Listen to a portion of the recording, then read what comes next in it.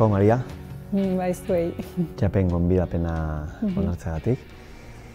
Bueno, Euskadi Irratian Maite Artolak egin zizuen elkarrizketa hori, jende askorentzat gogoangarria izan zen. Eta Nikola aipatuko nituzke hor egon zen emozioa, isiluneak. Imaginatzen dut zuretzat ez zela erreza izan. Eta kazetaritzaren alde esango dut, nik uste hor Maitek oso lan ona egin zuela, oso ondo eramaten jakin zuela. Nola gogoratzen dezuzuke elkarrizketa bera, goiz harteko elkarrizketa bera? Egia esan izan zen nire bigarren elkarrizketa, zatik hori izan zen 2018ko irailean. Eta lehen elkarrizketa intziaten urte bereko, baino maiatzen, Radio Euskadin. Dani Albarezekin. Bai. Berak engainatu zian, animatu zian, pauso hori ematea. Eta egia esan, gogoratzen ez baita, momentu asko ontzela, emozio askoko, Zati nahi egia esan, ez nago juta, komunikabideen aurren hitzeitea, publiko aurren baita hitzeitea, kosta zait, ez naiz bate urduri jartzen naiz. Eta gero gainera gogoratzea aitarekin zer gertatu zen, eta ez momentu jo gogoratzekin beti emozionatu iten ez. Claro, bai.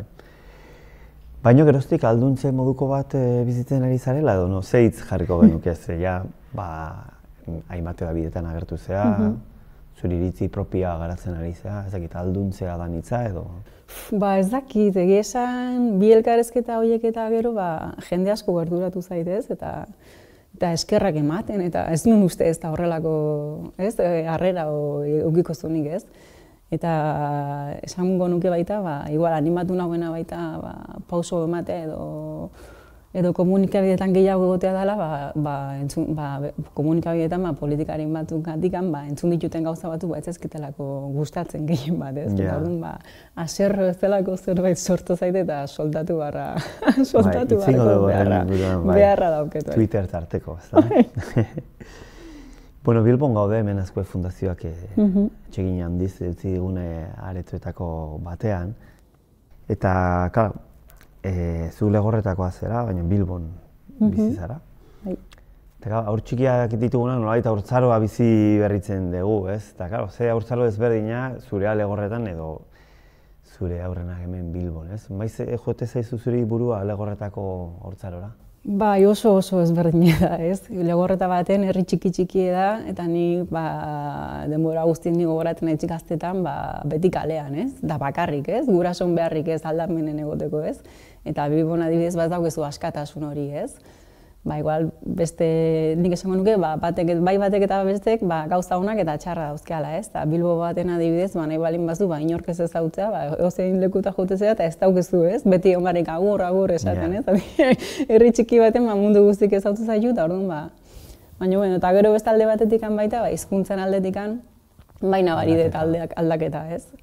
Numek eskola publiko batean juten dira, D eredua da, baina, gero ikaskide gehienek etxean ez dute euskaraz hitz egiten, ez? Eta orduan askotan beraiekin egoten naiz hor. Euskaraz gehiago hitz egiten dute, baina, badakit ez dutela arazoik edukiko, zatik ulertzen dute eta hitz egiten, badakit hitz egiten, ez? Zure bizitzan aitaren aipatzea saihestezina da. Ezakit, azentoren ostean zuk zer moduzko harremana izan duzu sorterriarekin, Legorretarekin? Ni Legorretakin ez detola inoiz ari emoztu, ez? Nik betiko kuadriakin segitzen dut. Aitana gertatu aurretik kanpoa joan nintzen ikasketak burutzea, eta aitana gertatu zakon, ez nituen ikasketak moztu, ez? Ikasketakin jarraitu nun, baina herriarekiko harreman hori ez dut moztu, ez? Gainera beti kuadriako batek esaten duen bezala, ez dakitela nola iken dute, baina beti festa da momentu nan agertzen bena, ez? Ondo. Nire kazetari modura bizi izan duan esperientzian, zu bezalako biktimen kasuan, ez da kasu bakarra, entzun edo adirazi izan didatena, tentatuaren ondoren galera gogor horren ostean, eremu intimoan, lagunen artean nola baiteko hausturak izan dituztela, eta hori minez bizi izan dute, eta hori oso gordina iruditzen zait. Ez dakit zuk ere hori bizi izan zen duen, horrelako kasuak seguro ere iritsi zaizkizuela zure belarrietara ere. Bai, ni beti esaten dut, egia da baita igual, nire haien atentatua 2000 urten izan zela, ez? Hor garai hortan igual gizartea bera baita beste modu baten hartzen zituen, ez? Hor reakzionatzen zuen. Guk gure aldetikan, gizarten aldetikan, apoioa edo babes hori bai sentitu dugu eta ni legorretan bai familia aldetik eta bai kuadrilan aldetik nire kasun beti sentitu dut babes hori, ez? Ez dut inoiz sentitu baztertu nautenik eta ezer, ez? Gainera atentatuak gertatuta ondorengo egunetan beti etortzen zian etxean ere bila, ez? Kale atera eta ez dut inoiz moztu beraiekin erlazio hori. Zu babestuta sentitu ze orduan? Bai, nire kasuan, horregatik askotan, behin irakurri nuen Fernando Aranbururen liburua Patria, eta irakurri nuen liburua eta ez nintzen igual horren identifikatuta sentitu.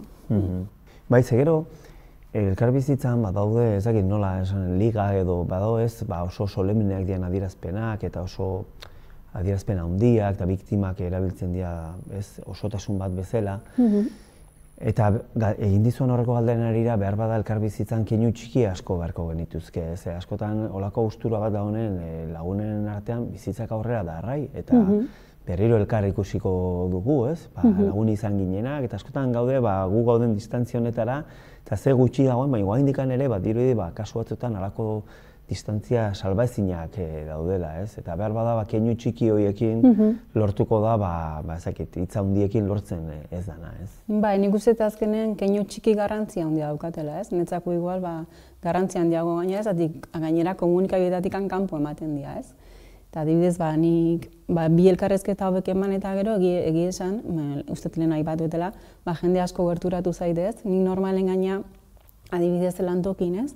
Ni aurkezten nahi zenen, lehenengo aldiz norbait ezautzen denen ez, eta inoiz izan, inoiz ez dut esaten noren alaba naizen ez, ni Maria naiz, ez? Eta, baina elkarrezketa horiek eta gero konturatu naiz, ez dakit nola, nik esan da ez behintzez, baina bazekitela zein nintzen eta gerturatu dira, eta besarkada bat eman, eta eskerrak eman, eta ez dakit, orduan, gauz horiek, egia esan, keinu txikia dira, baina aldi beren handiak dira, ez? Eta nik ustez, egia esan baita igual euskal gizartea edo euskaldunok gehiago kostatzen zaigula igual, ez? Geure sentimenduak adieraztea, ez? Eta askotan momentu horietan baita, igual jendea batzutan ez zaizu gerturatu, ez igual nahi etzulako, baizik eta igual etzalako ausartzen, ez? Eta nik ustez pixkanaka, ez? Eta egoera horretan, egoera berri honetan, egoera berria, duela urte batzuk, eta arren desegindara, nik ustez horrek baita, egoera berri honek baita horrek erreztuko duela, ez? Beraz eman eta jaso, zuk orduan asko jaso dezu, baina konstiente zea zuk ere nolabait egin dituzun adierazpenekin ere jende askori arindu egin diola pixka bat barnean eraman dezakeen karga, ez?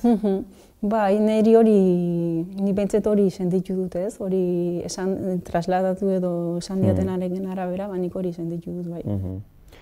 Ze hor bada, behar bada,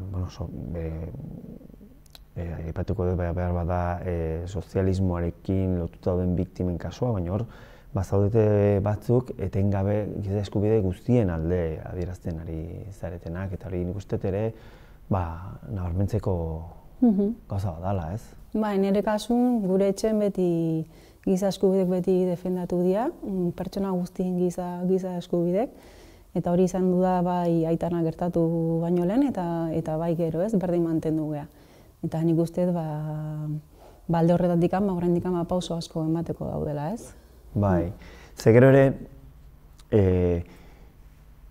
deigarria da, eta hori deigarria zaie, ze askotan goindikan badiru bakoitza gaudela gure esfera, ez? Ingurune soziologiko, politikoan, baina egia da, Bilbon adibidez urtero manifestazio oso handiak egiten dira presoen eskubideen alde eta gerturatzen alde, baina badago jende batek goindikan ere ikusten duela zenbait jenderi kosta egite zaiola berbalizatzea eskubideak eskatzen dituzten bezala, behar bada berbalizatzea nolabaiteko jokabide kritiko bat iraganarekiko, ez?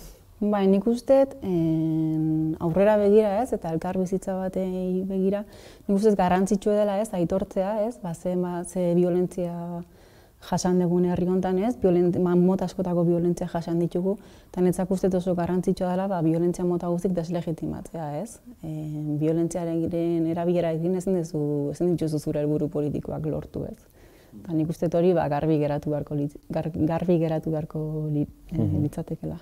Eta hori oraindik ere oso ikuspegi ausarta zela ikusten da. Eta hau lotu nahi dut Twitterrekin, ze Twitter bitartez jarraitzen zaitugu askok, eta zure ekarpenak oso kontutan hartzen dira, edo ditugu.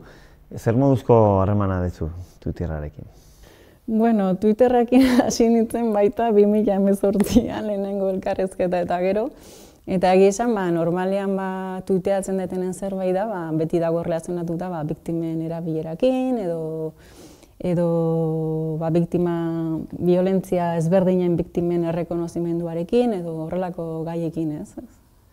Baten dunez, eramangarri xamarra egiten zaizu, baina, karo, ez da igual adibide honena, baina boxeoan zu lehenengo kolpea prestatu ezakezu, baina gero prestatu martza etortzen denari erantzuteko, eta horrelakoetan ere, gero zetan nabarmentzen den personei Twitterren gertatzen zaie hori, ez? Txaloak bezala, txistuak jasoten dira, eta hori batzutan pentsatzen duzu erantzun brillanteak eta baliagarriak jasoko dituzula, baina bestetik ere oso desaitxe ginen dian aipamen. Da askotan Twitterren jende askok edo pertsona askok ez izenen atzetikan, ez? Nitze egiten du, idazten ditu bere txioak, ez? Eta, klaro, jende asko dago, bere iritzi ezberdina daukan pertsona bati, ondo bere argumentuekin eztabaidatu beharren, ez? Botadun iritzia edo ez?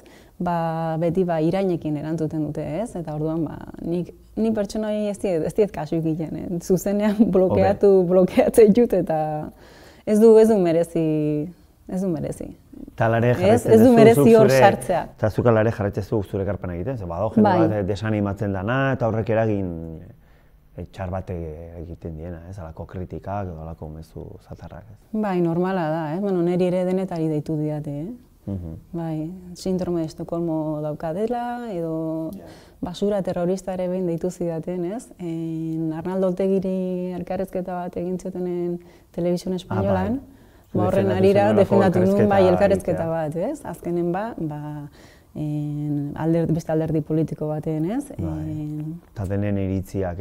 Denen iritziak entzun dira, beti etzazkizu gustatuko iritzi guztiak, ez? Baina eskubide berdinak dute, ez? Eta horren arira basura terrorista ditu zidaten, Pentsatzen dut, investidura saioan, Pedro Sánchezen investidura saioan txioa idatzi zenuen, ez dakit olakoak iritsi zitze dizkizun, baina tribunatik zure eta Josu Lesperen txioak ipatu zituen presidente gaia zana, gero presidente izan zana. Ez dakit telefonoa mezuz iritsi bete zitzaizun, edo... Ez pentsa, Ez pentsa. Senarren lehengusu batek esan ziten, baina zure txioa ipatu du, baina abizen aldatu dizu. Edasa aipatu zuen, Ez Mujika, Maria Mujika.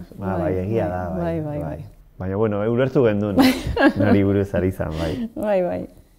Ez dakit, pentsatzen presidenteak Bilbora etortzeko aukera izango dula, ez dakit, imagina dezagun zu ezautu nahi zaitula zu edo zu bezalako biktimak, ez dakit egoera horretan zuk zer aipatuko zenioke? Zer esango nioke? Gauzatxo bat bai esango nioke, ez? Ja presidentea da, ez? Espainiako gobernuko presidentea da. Eta bai esango nioke, bere garaian, ez? Ibarretxek, ez? Instituzion izenean, ez? Gizarteari edo barkamena eskatu zion moduan, ez? Bai gizarteari eta bai etapko biktime guztiei, ez? Igual,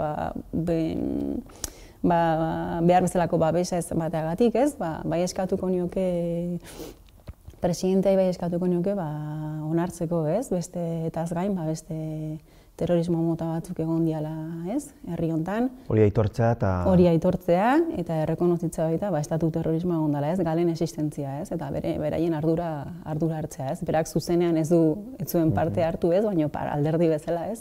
Ardura badute. Eta nik usteet, onarpen hori edo elkarbizitzarako pauso handia izango litzateke.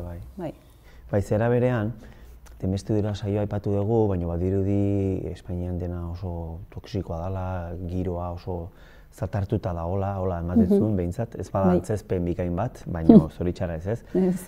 Baina era berean badaudelako arnasguneak eta netzako bada, aipatu ez Maite Artolarena, baina Javier Gallegoren Karne kruda irrasaio hori ere oso interesgarri izan zen, iazko martxoan usteet izan zala, 2009ko martxoan. Bai, izan zen, bai, San Jose ingurun, bai. Bai, eta horre izan zineten, Xulasa eta zuzeu, eta uzet horren ere, eta arnasgunea diot ere, zezuek zeundeten gonbidatuta, Proiektu 43-2 edo, trilogia bat egin zutelako, Baiolideko konpainia bada, eta trilogia bat egin zuten nolabait Euskal Gatazkaren inguruan, eta zuek hiruak ikusteko aukera izan zenutenan, ez? Madriden bertan. Bai, Madriden bertan justu biok egon ginen, hiru funtzio dia, ez? Hori da. Eta hiruetatik azkenekoa izena du El viaje al fin de la noche, eta hori da, biktimen, seme-alaben, urrengo generazioan arteko erlazioa, ez? Horren ingurun doa. Eta justu funtzio horren ondoren kolokioa antolatu zen eta Xunda biok egon ginen. Eta, arnasguneak aipatu ditut, entrevista hori ondo gontzan, ez? Bai, egizan niretzako Xunekin behakin ez nintzen sekula egon ordu arte ez, eta niretzako izan zen ez dakit, plazer bat, ez? Behakin koinziditzea horrelako espazio baten, ez? Nik ustez gaina Xunek lanpilo bat indula, ez? Bizikidetzan alde, ez? Eta gainera sufritu ditunak sufrituka, ez? Bai anaian aldetikan eta gero bera behak baita, ez? Pertsonalki ere, ez? Eta niretzako oso pertsona ausarta da, ez? Eta ni miresten dut, ez? Uste asko balio dula eta asko lagundu dezakela, ez. Antzezlan horiek ere, trilogianenik bigarrena ikusi nuen, eta deserosoak izanagatik ere, behar bada kulturaren bitartez ere asko ikasi daiteke, ez, eta antzezlan horiek onbendagarriak izango liake, mengo antzerki. Bai, bigarrena da La mirada del otro, ez? Bai, eta da encuentro restaurativos inguruan. Bai, nik hori ikusi nuen hemen gerora, ikusi nuen hemen Bilbon, eta atera nintzen bai, ez? Bai, zatik estena asko gogoratzen ziten etxean bizitakoa, ez? Edo amak bizitakoa, ez? Bai. Eta egia esan, zatik handa hiru obrak, ez? Azkenean osotasunen ikusita, nik uste oso ondo islatzen dula, ez? Hemen jasan ditugun violentzia ezberdinak, ez?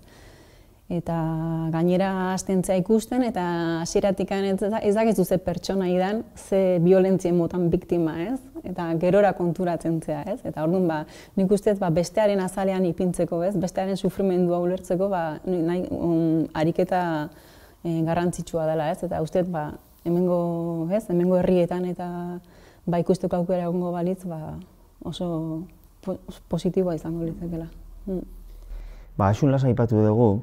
Karo, bera aldaba txikin, alegiko bidean bizi da, eta zuen familia legorretan, ni batez ere, belaunaldi berri begira, ez zarete familia. Ez dago lotura familiarrik. Eta leheno, modu honean hitzen duzu. Ez dakit, zuk nola definituko ez dugu, ausarta dela? Bai, niretzako ausarta da, ez?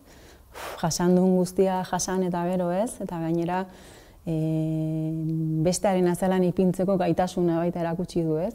Eta aldi berean baita, berak ere autokritika egin du, ez? Garai batean, nola aktuatzen zuen berak, ez? Gero konturatu da, ostras, agian mina handia egin diote baita norbaiti, ez? Eta hori autokritika hori egitea, oso garrantzia handia ematen diot, ez? Eta berean, bereiek nahiko bakarrik egon zian, zeinek babestu zituen ere, ez? Eta orduan, babeste zaituen aldetik ere, horregon babes hori eskertzen da, eta era berean, ezker abertzale inguruko mugimenduek babestu zuten, ez? Nik gogoan dut, gorpuzkinak ekarri zituztenean oso gora itxusiak bizi izan genitu. Ni Tolosan bizi nintzen orduan, eta Tolosako hierrira, ertzainak zeukan Auzitegi Nazionalen agindua, bete behar izan zutena, nahi izan zuten betetzea, nik uste mugaz gaindituta, goatzen dute Hierriko sarreran tanketa bat jarrita zeon, senideak kolpatu zituzten hilerran, filman ere nahiko ondo ikusten da, baina nik ikusi nituen kazetaria negarrez ateratzen, Eta uste, hor familiak zigor erantzi bat jaso zuen hainbeste urte eta gero, ez? Eta gero berak ere, bere torturak eta, sufritu zituelako, ez? Baina ondo dago, biolentzia ezberdinen arteko pertsonartean empatia handia dago, ez? Bai, nik aipatu duzun kasu horretan, nik uste hori oso gogorra izango zara eta izan zen, ez? Gainera, ikusita baita, anaia eta nola torturatu zituzten, ez? Gero gainera, nola hil egin zituzten, eta gero gainera, desagertarazi nahi izan zituzten, inork ez jakiteko nun zeuden, ez? Eta hori oso gogorra da. Eta gero gainera, gorpuak aurkitu, Tolosa ekarri, eta agurtu nahi zen momentun, ez ustea ere agurtzen, ez? Oso momentu... Zure jokabidez gain ulergarria da, eta oso humanoa da, behar bada ez barkatu nahi izatea, eta oso asarre egotea gertaera dramatiko horrekin. Ez dakit zuri tokatu zaizun horrelako biktimekin egotea, zeinean zure jokabidetik oso urrun dauden, baina hitz egitea daukazu.